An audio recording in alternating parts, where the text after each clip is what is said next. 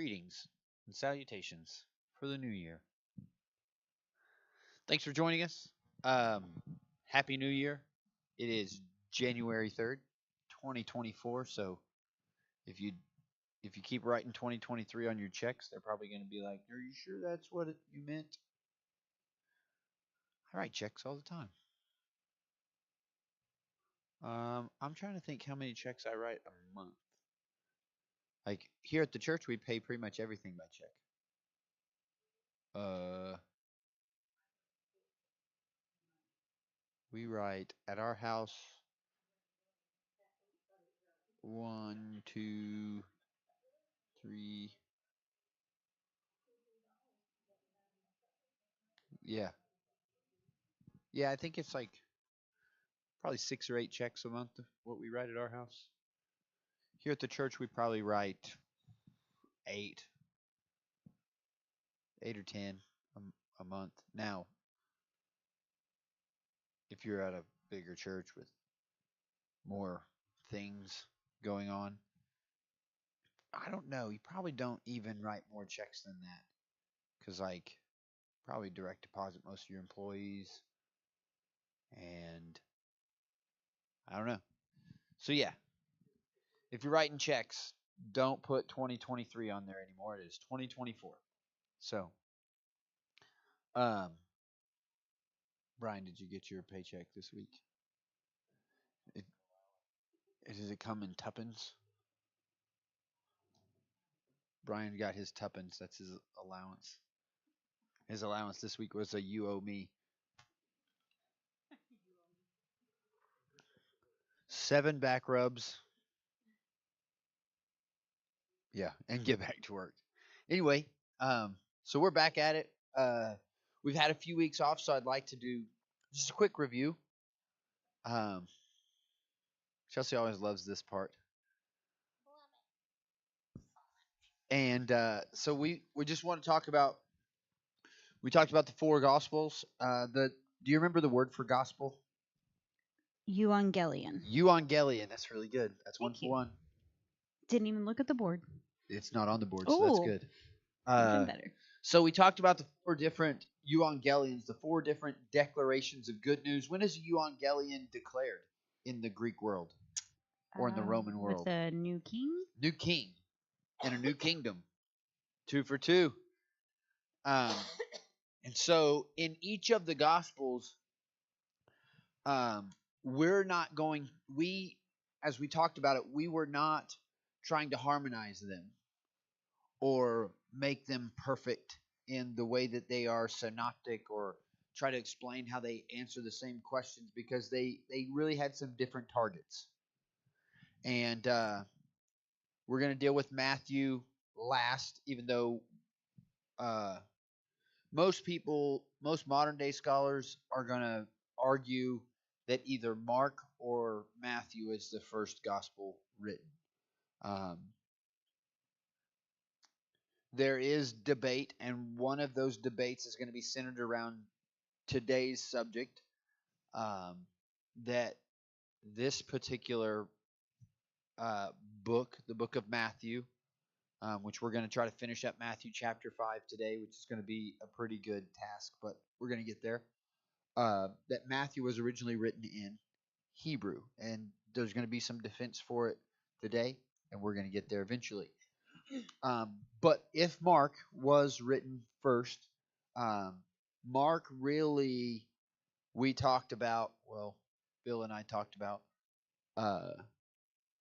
is really laying out the case that Jesus is king. It's about the coronation of a king. Yes? Sure. Yes. Okay. And so it's very, very different in the way that it goes about making that pronouncement. Who was Mark written to? Do you remember this from last time? Well, that's on the board. So, right? Mark was a Jew. Oh, but it wasn't. Well, he was written to Jews, so. No, he did not. Mark did not write it to Jews. Okay, listen. I want you to remember. I'm going to give you a little review. Was I here for anything of Mark? No, but we did and review this it's not 2 weeks recorded. ago. We did. And I don't remember what happened 2 weeks ago. So The book of Mark is I written. barely remember yesterday. The book of Mark is the shortest of the Gospels, and it's written and suddenly, and suddenly, and suddenly. So you get a lot of pace in the Gospel of Mark. It's written to the Romans, not even just to Gentiles. It is specifically written to Romans. And there's a lot that goes into that, but it is specifically written to Romans. Okay. Then the book of John probably actually comes next. And the book of John is very, very interesting. I apologize. The book of John probably comes next. And John is, what is his ethnicity? What is his upbringing? He's a Jew. He's definitely a Jew. And he writes from his experience. He writes a very interesting gospel. And we had a word for the book of John. Do you remember it? No. It is on the board. Grafted. Grafted. Why is it grafted? I don't know. It was an invitation of all these people to join in. So John's gospel doesn't just hit the Jew, it also hits the Gentile. And we did a little excerpt from John chapter 1 and how it would impact specifically both sides. And then Luke, probably the latest gospel, and these two are going to have some different conversations, but Luke, probably the latest gospel. Why do we say it's probably the latest gospel? Because it is the most detailed. Not only is it the most detailed, but it is written very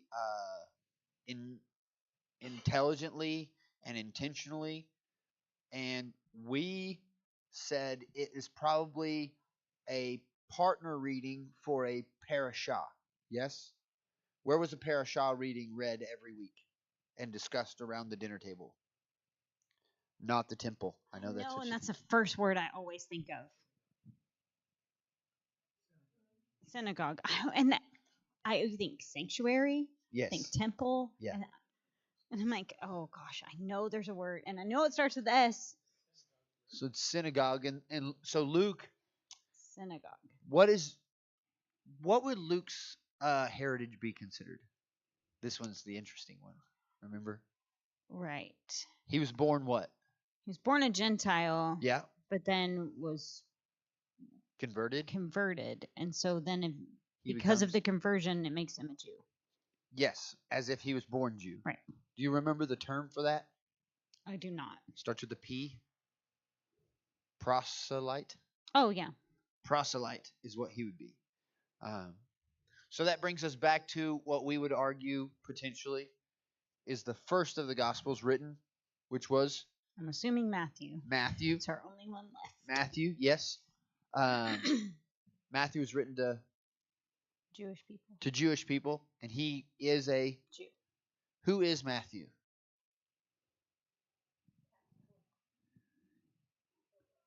What? Matthew. A tax collector? Yes. Is that what the answer you're looking for? Yes. Oh, okay. I mean, I don't know. Son of somebody. Yeah. Matthew, he also called Levi, tax collector. He's also called Levi? Yes. Why couldn't they just call him Matt? It's just, anyway. Tax collector. What was his middle name? Probably. We'll get into that later. Okay. Not later today, but. So, Matthew was a tax collector. Was he really accepted? Part of society? People made him cookies. Yeah. I just know it. What was the word that we used for the book of Matthew? Mamzer. Mamzer. Which meant what? Mm-hmm. Outcast. Outcast. I just had seen it on the board and I Yeah. wanted you to be impressed, but Those who were then you asked another question and I didn't know. those who were separated, and we talked through different parts of Matthew, and you can look back on the video series here and find it. And but we got to the Sermon on the Mount, right? Jesus was born, and he's growing up, and he is called and baptized, and we talked about the significance of baptism, and then something significant happens that kind of alters the trajectory of his life because he was really going on about his training and learning, and then something happened. What happened? Are you talking about Matthew? Jesus. Oh, In the sorry. Gospel of Matthew. Got it. The Gospel of Matthew records something significant happening, and so Jesus. John the Baptist gets arrested. He gets arrested. So Jesus does what? Starts gathering disciples. He departs. Departs and then even though gathers. he doesn't actually depart from there, but it's complicated work. He goes to a different place intentionally to do what? Again? Gather disciples. So he's going to begin his ministry, and his ministry is going to be the same declaration that John the Baptist has made, and he's going to now we've kind of had the inkling that John the Baptist was potentially Jesus's rabbi. Right.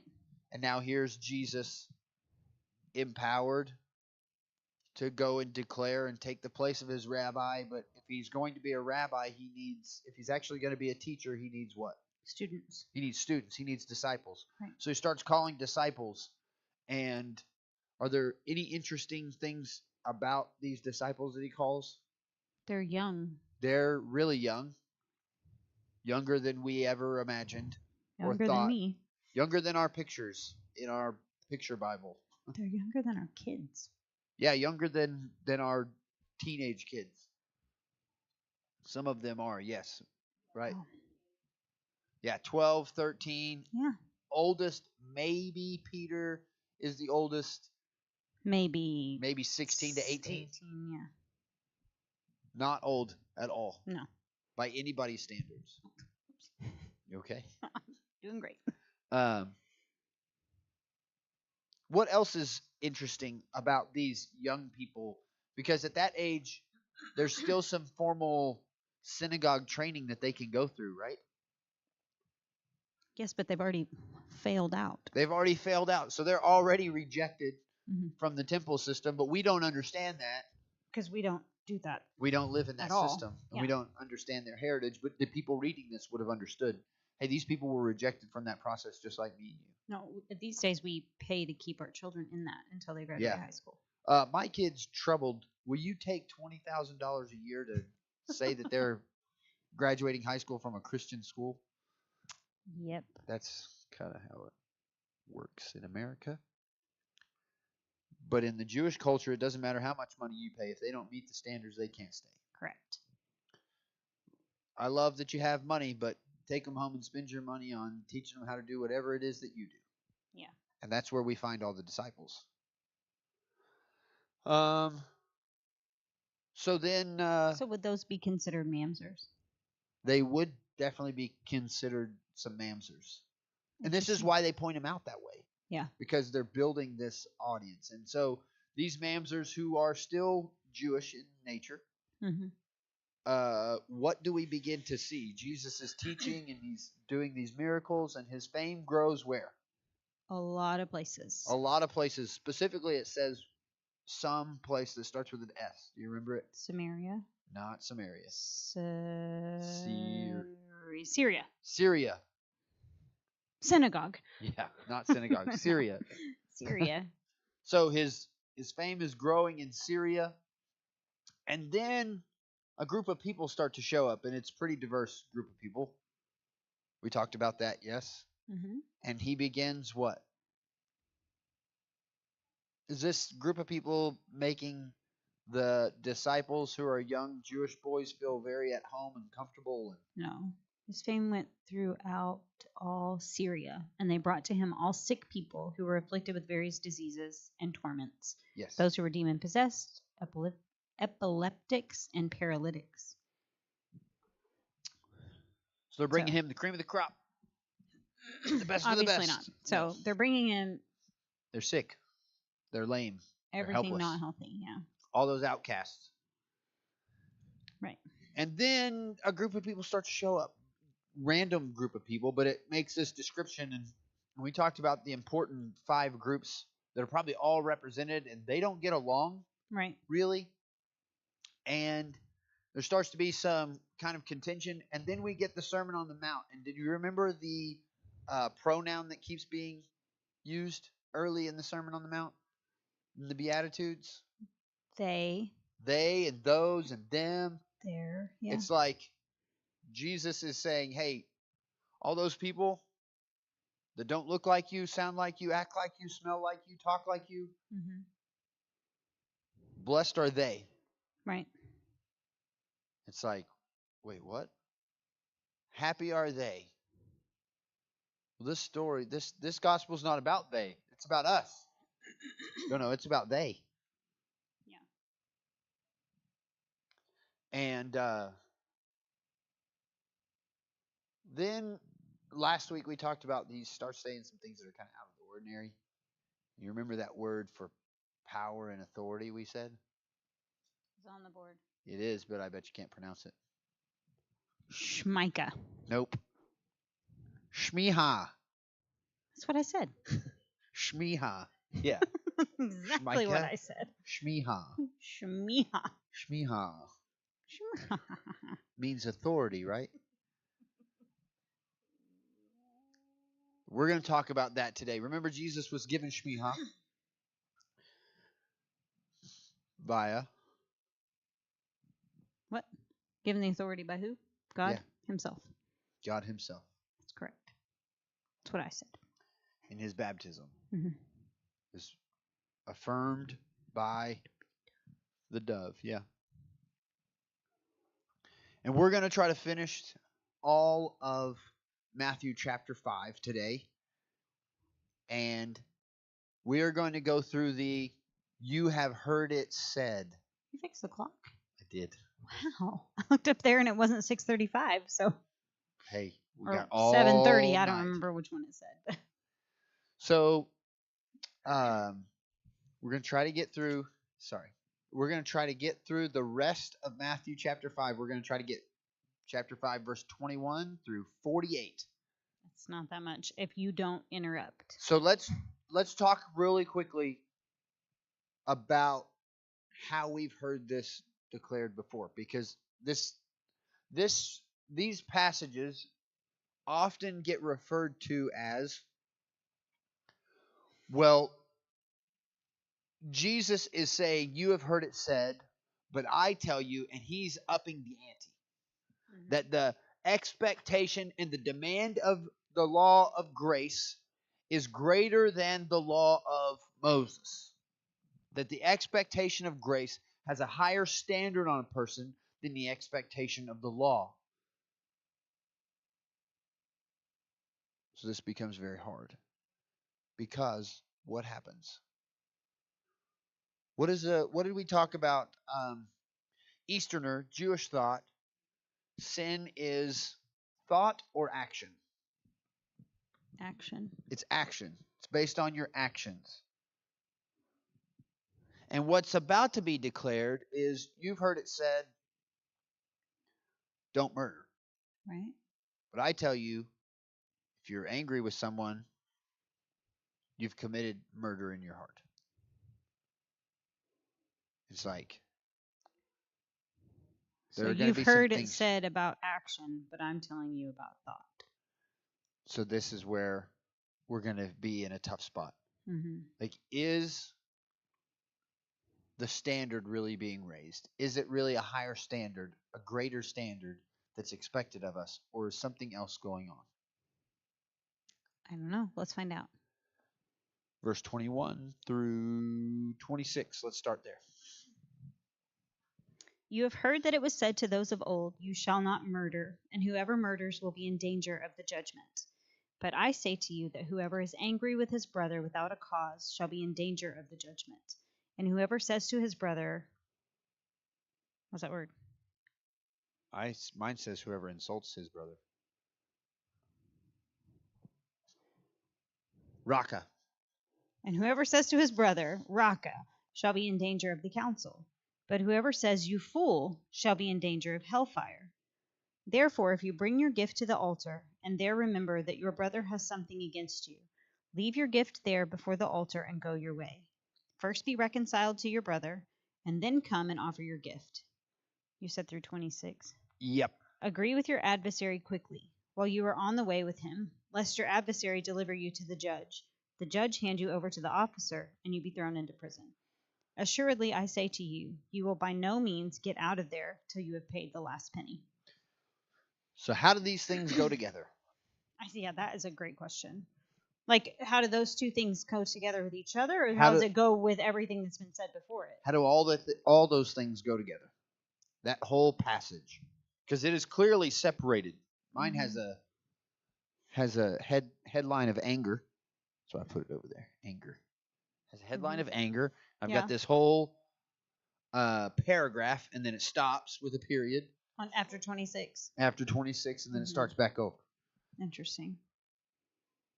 So for some reason, all of these ideas covered here are all lumped together. Mm-hmm. Why? Is it a higher standard? Because remember, Jesus is operating under this shmiha, this authority.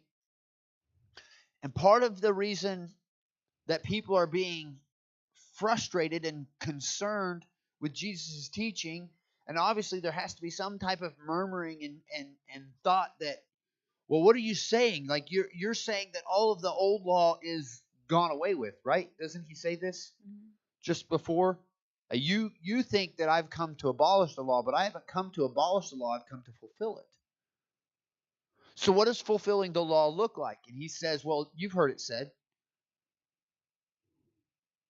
thou shalt not murder. And anyone who does murder is liable to judgment. And he says, I'm telling you that if you're angry, you're liable for judgment. I'm telling you that if you have an offering to present to God, a peace offering to bring to God, a sin offering to bring to God, you remember that your brother has something against you. Not you have something against your brother, but your brother has something against you. Go and apologize.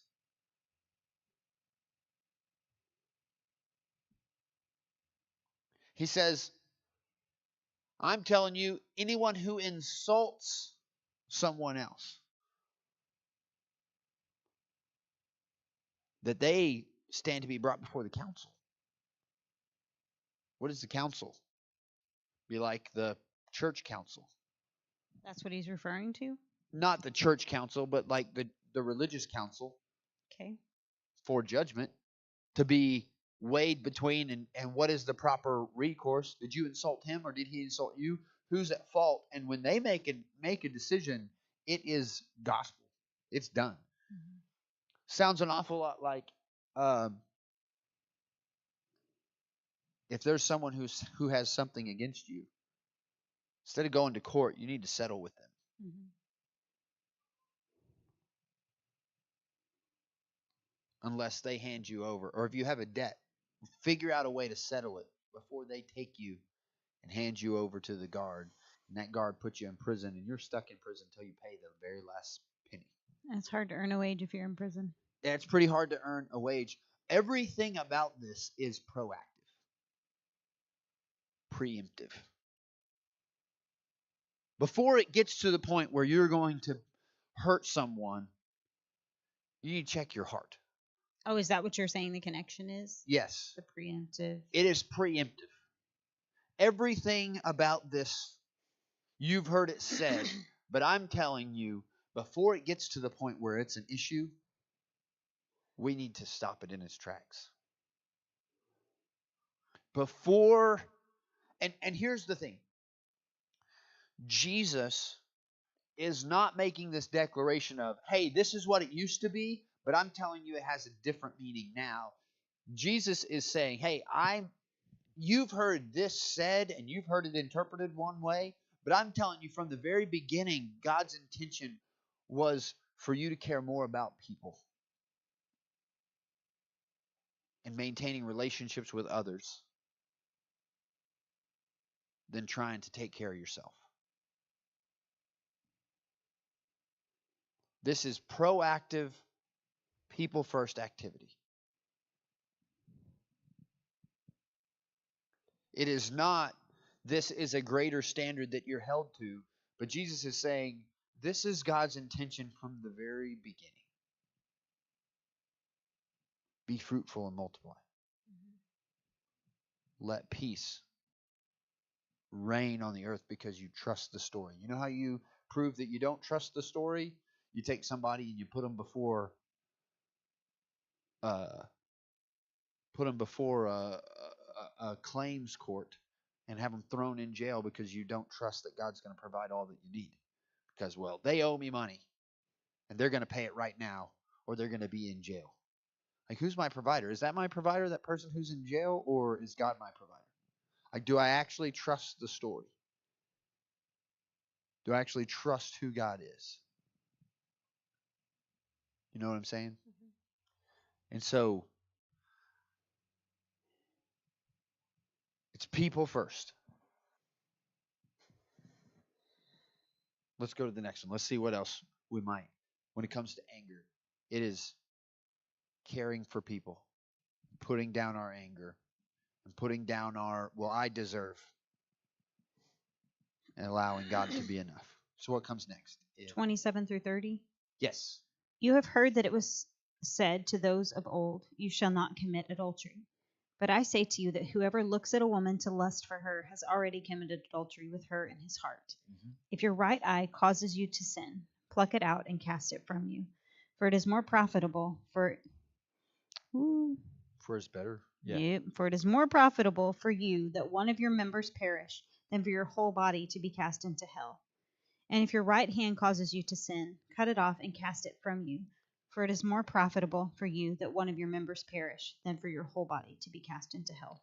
So this is like the third reference to hell here that Jesus makes, and he's going to be the one who makes, I think, 11 out of 12 references that are all of the references in the New Testament.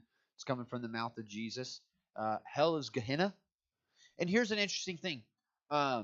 This is coveting, is what's going on here. This is looking out for something that's not yours, wanting something that's Right. not yours. I went to a men's conference once when I was in Colorado and had this conversation.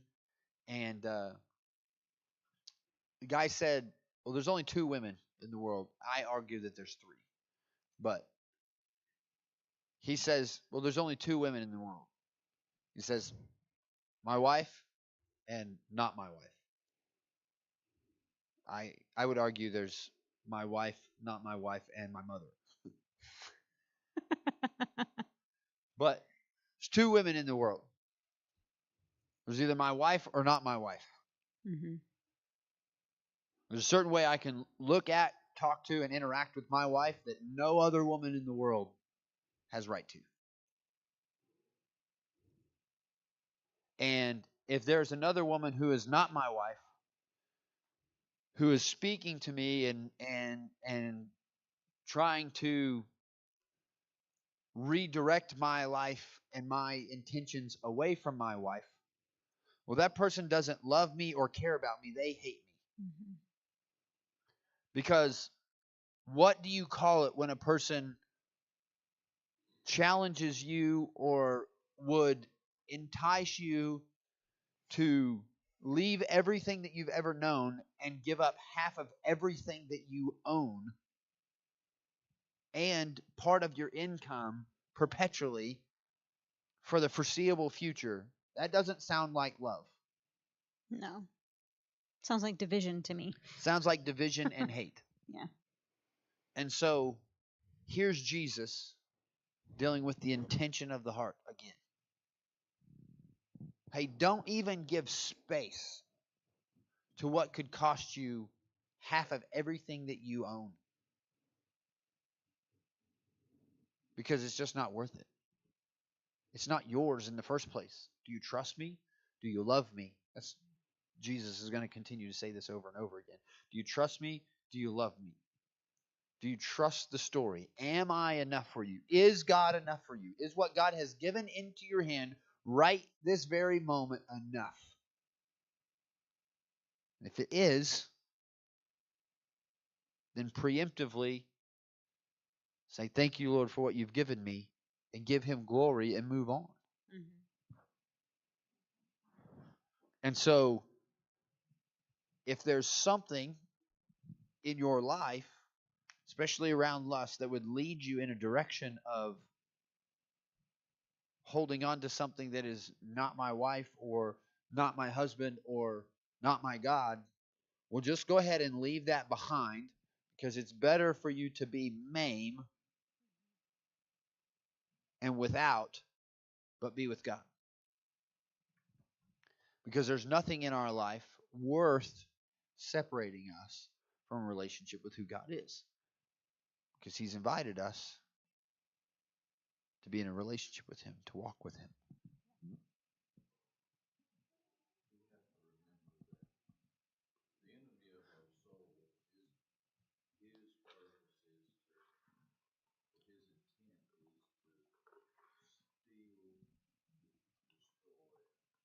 Yep.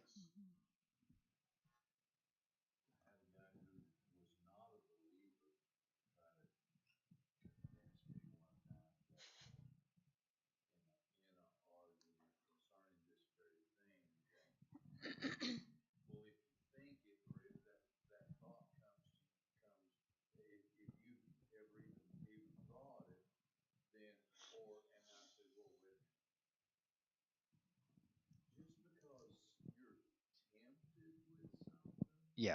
Just because you're tempted. Yeah. Doesn't mean it. Yeah.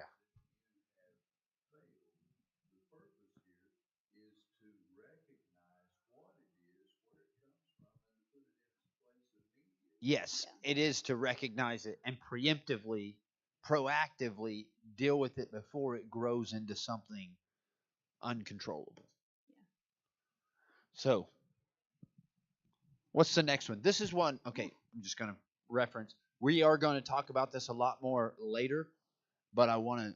It's here, so we're going to deal with it very concisely. This is going to be dealt with a lot more later on. So, Okay, so this is only verse 31 and 32, verses 31 and 32. yeah. Furthermore, it has been said, whoever divorces his wife, let him give her a certificate of divorce. But I say to you that whoever divorces his wife for any reason except sexual immorality causes her to commit adultery, and whoever marries a woman who is divorced commits adultery. So this is tough. A lot of people want to take this and they want to attack people who are married or are remarried and say you're living in sin. This is not the point. This is not an attack against people who have been divorced or have been through that process.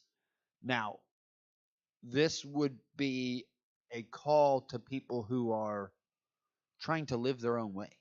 Right. Because in this is true in the Islamic faith now, as much as it was and still is in the Jewish faith. If you disagreed, hey, can I divorce my wife? And they say, on what grounds? And you tell them the whole thing, and this rabbi says, or this priest says, nope, can't do it. Thanks for that.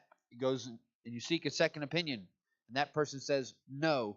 Thanks for that. You seek a third opinion, and that person says, yes, based on these grounds. And you go, this priest says that I can divorce my wife based on this, so between him and I, I'm going to write out a certificate of divorce to my wife because he said it's okay. So now he's separated because he wants to pursue after someone else. This is why it's almost like a tag on the backside of the lust one.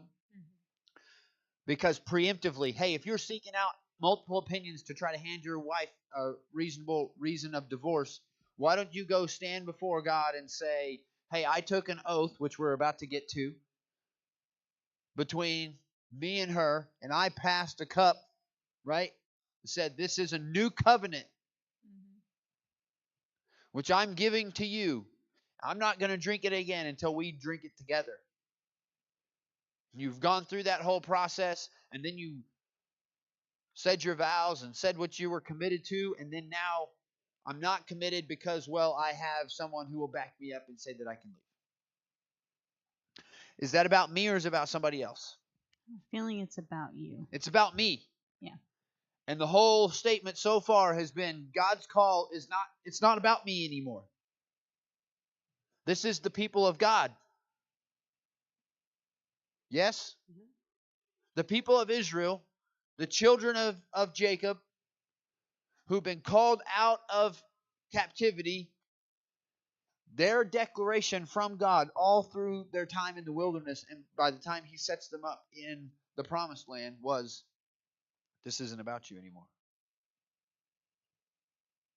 You're not living for you. Excuse me. God says, this is about me. You're my people called by my name. And my people called by my name don't just randomly search for a second opinion so they can walk away from a commitment that they've made.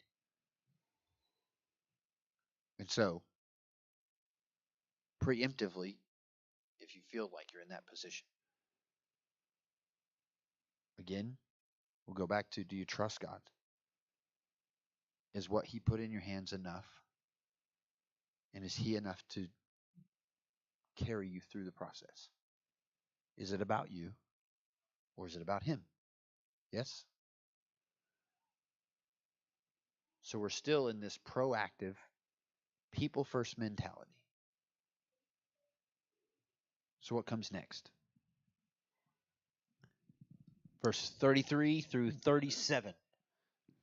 Again, you have heard that it was said to those of old, "You shall not swear falsely, but shall perform your oaths to the Lord." But I say to you, do not swear at all, neither by heaven, for it is God's throne, nor by the earth, for it is His footstool, nor by Jerusalem, for it is the city of the great King. Nor shall you swear by your head, because you cannot make one hair white or black. But let your yes be yes, and your no, no. For whatever is more than these is from the evil one. So this is something that's interesting because they had kind of gotten into a habit in the Jewish culture of, I swear by, well, they couldn't swear by God, and they couldn't swear by heaven. So they couldn't swear by God, but they could swear by heaven because that's where God lived. Couldn't swear by the temple because that was blasphemous. So they would swear by the gold in the temple, like it was theirs to possess or something. And it's like, why are we doing this? Who is being, what are you trying to do? You're trying to gain favor with people, and who is of benefit here? Chelsea. Who has, if I say Sorry, I I'm making swear notes. by the gold in the temple, who's of benefit? Is this to benefit me? Yes. So it doesn't benefit God, it doesn't benefit anybody else. I'm just trying to, And it doesn't benefit the golden temple. it definitely doesn't, because even if I don't keep my oath, Yeah. if I have, there's an old saying that says, if a girl has to tell you she's pretty, she's probably She not. probably not. She's probably not. You can put lipstick on a pig, but it's Still a pig. still a pig. There is a saying that is, I don't, if a girl has to tell you she's pretty, she's probably not. If somebody has to convince you and sell you this is a really good deal, it's probably not. I know it sounds too good to be true. Yep, probably is. This is the opportunity of a lifetime. Okay? Correct. Somebody's making money off of this thing, and it's probably not the person who is shaking their head yes.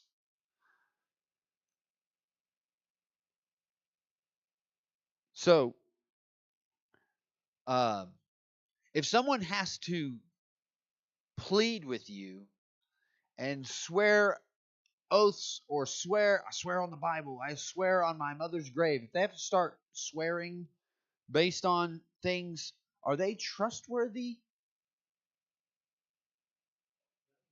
Not usually. I'm just telling you, if a girl has to tell you she's pretty, she's probably not.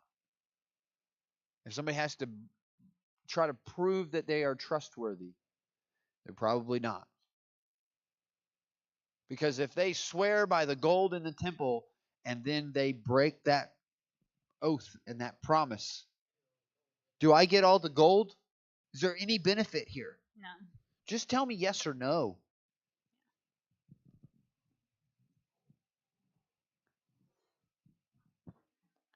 Again,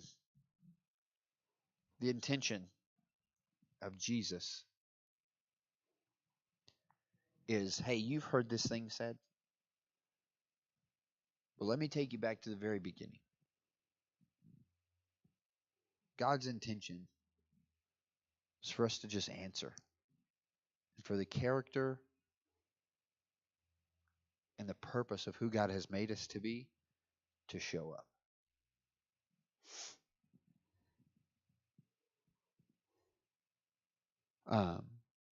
These last two are going to be really good.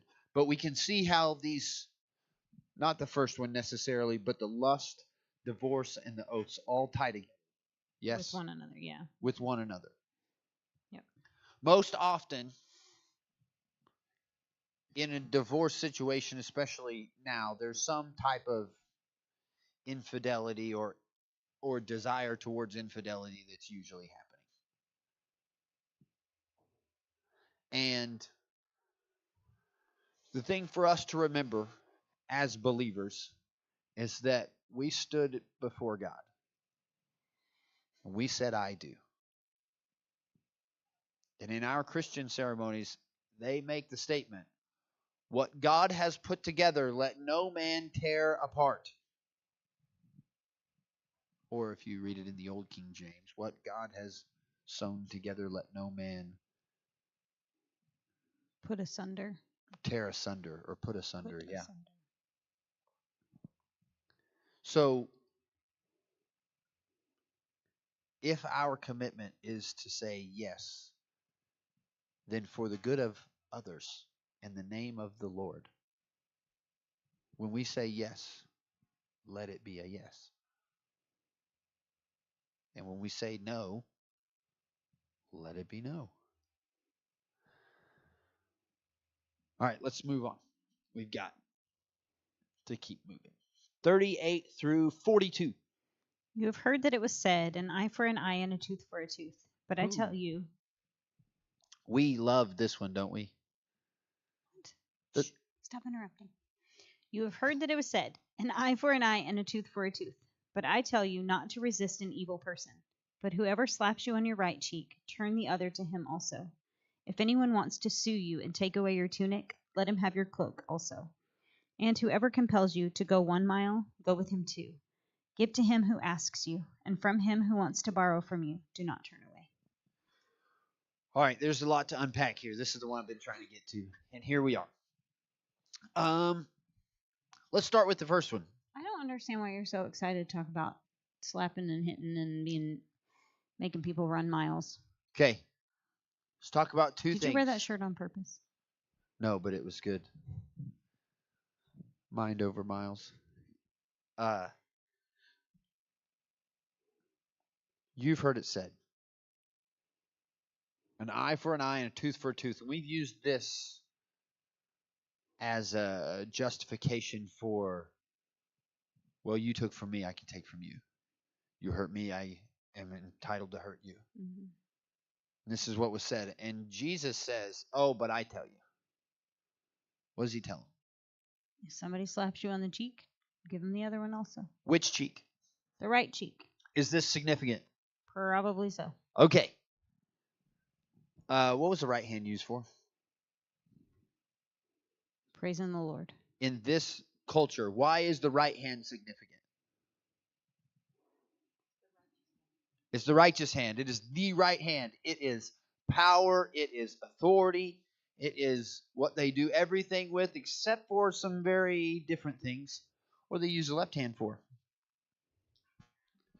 What is that? To wipe their hiney.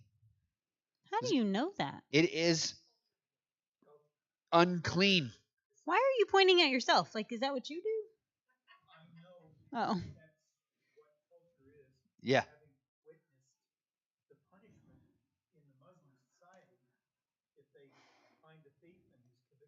They cut off their left hand.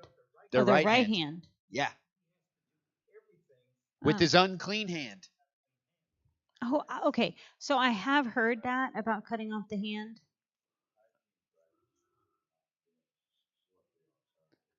Let's talk about this then. Huh. Which one is my right cheek? The one with the left hand. This side here. So how are you going to strike me on the right cheek? With my left hand. Either Or a backhand. with your unclean hand. Yeah. Or with the backside of your hand. Both of which would be signs of what? I don't know. Disrespect. Okay. Why are you not his partner today? Like, so if you're going to smack you me know with all your the answers. If you're going to smack me with your left hand onto my right cheek, you're making a declaration to me. What about all those left-handed Benjamites? Dirty. So you take your unclean hand and smack me across the face. It's very, very disrespectful. I can imagine so. A little bit less disrespectful would be to backhand strike me with the backhand like I am a servant, a disobedient servant, or an animal. So when someone treats you and strikes you in a way that is meant to be disrespectful to you, meant to demean you and try to destroy you, how are we supposed to respond? By offering the other cheek. By turning our left cheek and say, why don't you strike me like we're equals? Why don't you treat me like a person of respect? Mm-hmm. See, we don't fight that way, though. We, in our culture, say, well, they're doing that to you. You deserve justice. This is what's right. Don't let them treat you that way. Based on what? Well, based on an eye for an eye and a tooth for a tooth. Yeah, but I still say according to what? And then at any point in this statement so far, has God said, yeah, but you go ahead and get yours. You get your licks in. You make sure and you build yourself a coalition and you petition against this thing and you overthrow it because it's wrong. He doubles it. Every time. He doubles it. He says, they're going to treat you like you're nothing. Why might people treat you like you're nothing? Why might people treat the disciples of Jesus like they're nothing? According to the book of Matthew, the Evangelion of Matthew, who are we talking to? The Jews. All a bunch of people, aren't we? What Jews? The Pharisee Jews. What's the word? I don't remember. It's right there. Which one? The Mamzer Jews? Mamzer. What does that mean? Oh, the outcasts. The separated, the outcasts, the people that the Jews and the Jewish leaders would say, you guys are nothing. You're separated from this. Okay, so what was the question again? So who might treat these people like they're nothing? Like they're less than desirable? Who might treat the disciples this way, or who might treat all of the people this way? The disciples this way. The people who are confessing Jesus as Lord and are rebelling against their cultural norm of Judaism. Well, obviously, like the other priests. Yeah. And ones that have said, well, we've been rabbis. All the people of power or the and ones that never authority. failed out. Or yeah. We meet all of these standards of holiness, and you don't. Who are you to talk to me that way? Yeah. And when they treat you that way, what are you supposed to do? Just let them continue. Nope. Stand up straight shoulders back, and turn your offer other them your cheek. left cheek and say, Well, see, I never have thought about it in the way of treat me with respect. I always thought about it in the way of like just be humble enough to let him beat you up. it's not. But when you talk about it culturally, that makes more sense. And then he goes on to say, If anyone wants to sue you and take away your tunic, let him have your cloak also. if they want to sue you and say, I'm going to take the clothes off your back, I'm going to take the jacket off of you. You offer him a shirt. Hey, before we go any further and you try to make some claim against me, you clearly are in need of this. Why don't you go ahead and take this too? Because you obviously need it. And I trust the story. I trust God to provide more than enough for me. Which almost feels like an undercut, honestly. You know? Well, it's the same thing on the other side, isn't it? You slap me on my right cheek with your unrighteous, unholy hand. Yeah. Hey, I don't accept that. But if you'll go ahead and treat me like a man and confront me like a man, go ahead and put it right here. Right. Well, and then whoever compels you to go 1 mile, go with him 2. So Roman soldiers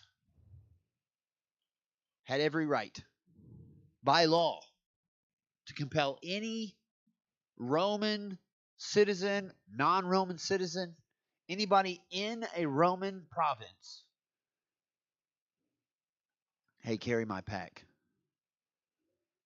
All my belongings, about 60 pounds worth of stuff. Mm-hmm. Compel them to carry it a mile. Couldn't compel them, couldn't force them to carry it any further. And he says, hey, if they compel you to carry it 1, why don't you go ahead and carry it 2? Mm-hmm. You know what happens after mile 1? When that odometer rolls over to 1.1,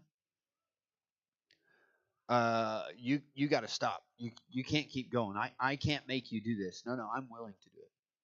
No, I can't. I'm going to get in trouble. You can't do that. No, I'm going to do this. Why? Why are you doing this? And then you have a captive audience. Is he going to ask you to carry it again? Probably not. Probably not.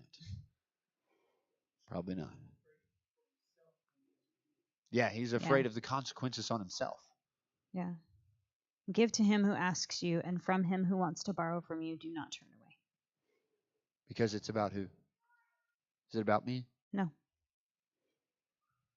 It's not about me. Mm-mm. Ready for the last one? Last passage? Yeah, the last one is... Yep. We're going to finish out the chapter, starting at 43. You have heard that it was said, you shall love your neighbor and hate your enemy. Oh, hold on. This isn't in the Bible, by the way. Well, I mean, it is right It there. It is right here. And this is where people are like, see, the Gospels are crazy. This isn't said anywhere. Well, there was this discovery.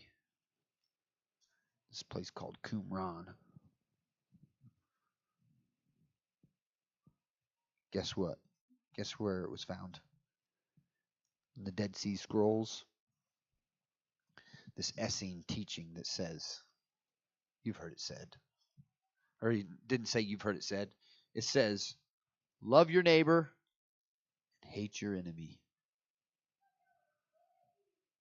It's this Essene teaching. Is that Deuteronomy 19? That's going to be the end of it. No, Leviticus 19. Leviticus 19. That's going to be at the end. Yeah. So, love your neighbor and hate your enemy is not in Scripture. It is from Essene writing and Essene teaching. But it would have been pervasive at the time in the Jewish culture. And this is one of those passages that people go, well, see, Jesus was crazy and all the other people were crazy because this wasn't taught in Jewish heritage. Well, yes, it was. It was. We have a record of it from the Dead Sea Scrolls. So, love your neighbor and hate your enemy. Why'd you stop me right there? Let me finish it and then go back over it. So, since we've got that out of the way, it was taught. What is he Do you in want me to verse start on the 44? next one? Okay. But I say to you, love your enemies, bless those who curse you, do good to those who hate you, and pray for those who spitefully use you and persecute you, that you may be sons of your Father in heaven. For he makes his sun rise on the evil and on the good, and sends rain on the just and on the unjust. For if you love those who love you, what reward have you? Do not do not even the tax collectors do the same?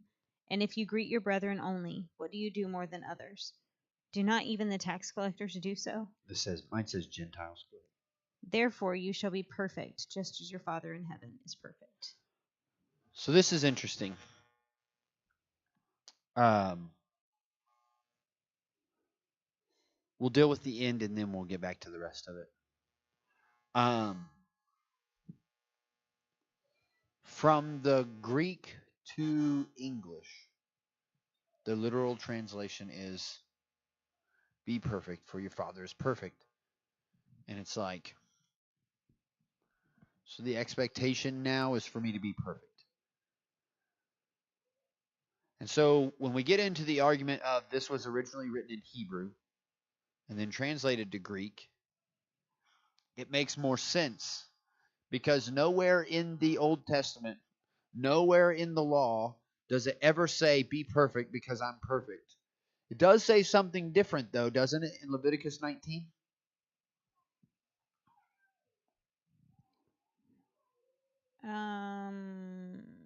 Well, 19:18 says, "You shall not take vengeance, nor bear any grudge against the children of your people, but you shall love your neighbor as yourself. I am the Lord." Okay. That's just what my 19:2, what does it say? I don't know. What's Leviticus 19:2? You're in Leviticus 19 already. Speak to all the congregation of the children of Israel and say to them, "You shall be holy, for I, the Lord your God, am holy." All right, now we're dealing with something. Okay. Well, 19:18 was for love your neighbor and hate your enemy. So clearly Jesus is referencing Leviticus a lot. Yeah. But Leviticus 19 says, 19:2 says, "Be holy, for I, the Lord your God, am holy." be holy, for I, the Lord your God, am holy. That's not perfect, is it? No. It says holy. Mm-hmm. What is holy? What is holy? Set apart. Set apart. To be different from the rest. Which makes sense because he's saying that repeatedly, you know, that being friendly to your friends, everybody does that. Everybody's friendly to their friends. Yeah. Everybody says hi to their friends. Everybody's nice to their friends. It doesn't take a great person or even a godly person to hate your enemy. No, everybody does that. It just takes a person. Yeah. For the sun rises on the evil and on the good, sends rain on the just and on the unjust. But so we have been talking, and Jesus has been talking here in the back half of Matthew chapter 5 with this shmiha, this authority. Hey, you've heard it said, but I'm telling you. And he goes on to give us a preemptive, proactive way to avoid sinfulness in our lives, to deal with the heart. And every time his proactive, preemptive declaration says what? What is the center of it all? That who should come first? Should I come first? No. Who should come first? The Lord or others. Other people have to come before me. Yeah. So we get this preemptive, proactive, people first agenda that the gospel has presented, and I think we've heard this before. Have we? What we hear in Deuteronomy? Remember, don't forget. Remember, don't forget. Who are we supposed to remember, not forget? The aliens, orphans, and widows. Aliens, orphans, and the widows sounds an awful lot like a mamzer to me. Oh, I was going to say the proactive, preemptive people. Very good alliteration. But yeah, a lot of like the outcasts. Yes. And who's supposed to be holy? Us. Us. We're supposed to be a kingdom of Royal priesthood. priests. Priests. And we said the first act of priesthood is to put God on display. Mm-hmm. If our call is to put God on display, to be a kingdom of priests, Mm-hmm. to be set apart by God, to be holy, then it has to be by putting God on display. And what does God do over and over and over again? He brings justice, right? But not justice like retributive justice, Restorative. restorative justice. He wants to restore these things. And by doing that, he says, go ahead.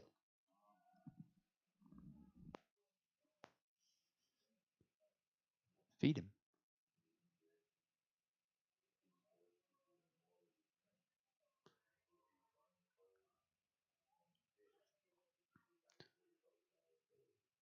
Yeah.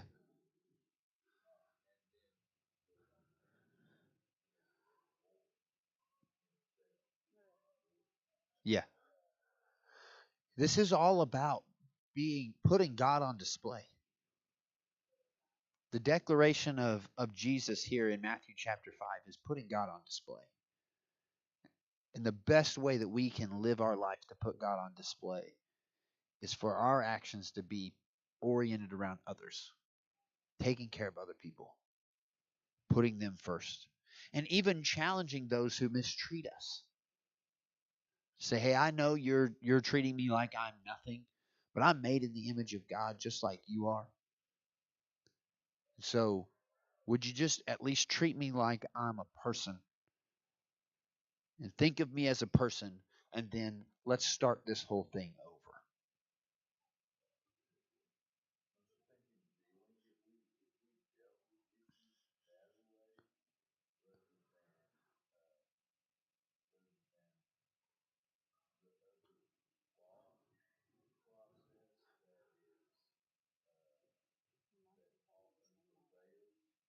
Yeah.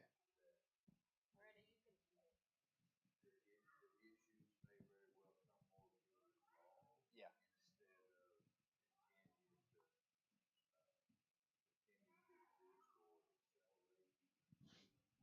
Yeah, and I think a lot of people would say, well, if you treat problems like that, you deal with other people like that, then you're gonna people are just gonna use you and walk all over you. Well,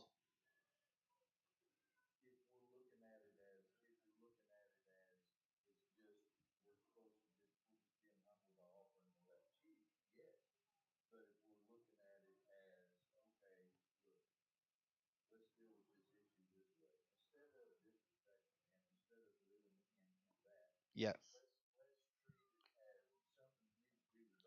yeah. Come sit across the table from me and have a conversation with me. Yeah, yeah, yeah. And